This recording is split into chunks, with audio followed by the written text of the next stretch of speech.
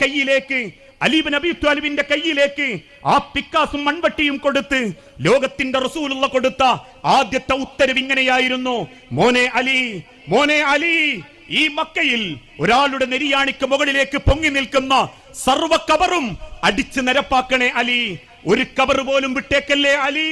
അതാരുടേതെന്ന് പറഞ്ഞാലും, ലാത്തയാണെന്ന് പറഞ്ഞാലും, മക്കയിലേത് പുണ്യപുരുഷനാണെന്ന് പറഞ്ഞാലും ഒരു കബർ പോലും നീ വിട്ടേക്കരുതേ അലി എന്ന് മകളുടെ ഭർത്താവ് അലി ഇബ്നു അബീ ത്വാലിബിനോട് അന്ന് ആജ്ഞ കൊടുത്തതിന്റെ പേരിൽ അന്ന് അലി ഇബ്നു അബീ ത്വാലിബും കഅബ് ഇബ്നു മാലിക്കും അടക്കം അന്ന് തച്ച് നിരപ്പാക്കിയതാ മക്കയിലുള്ള സർവ്വ കബറുകളും, പൊന്തിച്ചു കെട്ടിയ കബറുകളും.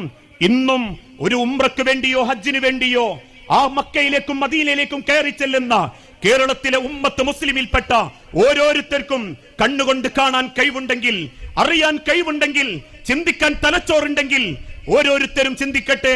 ലോകത്തേറ്റവും വലിയ ഔലിയാക്കൾ കിടക്കുന്ന ഉഹുദീങ്ങളുടെ കബറ് ആരാ കെട്ടിപ്പൊക്കിയത്? ലോകത്തേറ്റവും വലിയ ഔലിയാക്കൾ കിടക്കുന്ന ബദരീങ്ങളുടെ കബറ് ആരാ കെട്ടിപ്പൊക്കിയത്?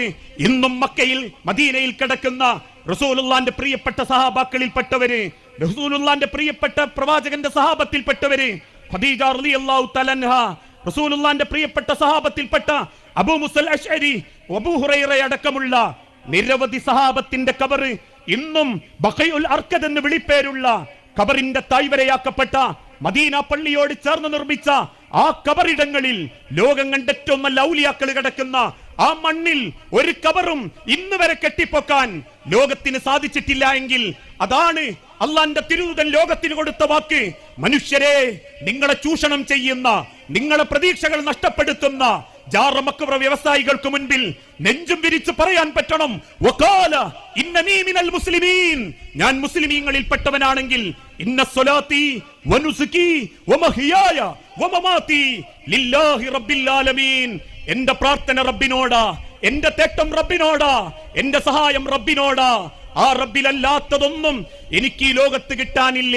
അല്ലാഹുമ്മ ലാ മാനിഅ ലിമാ ഔതൈത വലാ മുഅതി ലിമാ മനഅത. റബ്ബ് തീരുമാനിച്ചാൽ എനിക്കത് കിട്ടും. റബ്ബ് തടഞ്ഞാൽ ലോകത്തൊരാൾക്കും എനിക്കത് എത്തിച്ചു തരാൻ പറ്റില്ല എന്ന ആ റബ്ബിന്റെ വാക്ക്, റസൂലുള്ളാന്റെ വാക്ക്, അത് നെഞ്ചോട് ചേർത്താൽ, ഹൃദയത്തോട് ചേർത്താൽ നാളെ മണ്ണ് കിടക്കുന്ന സമയത്ത്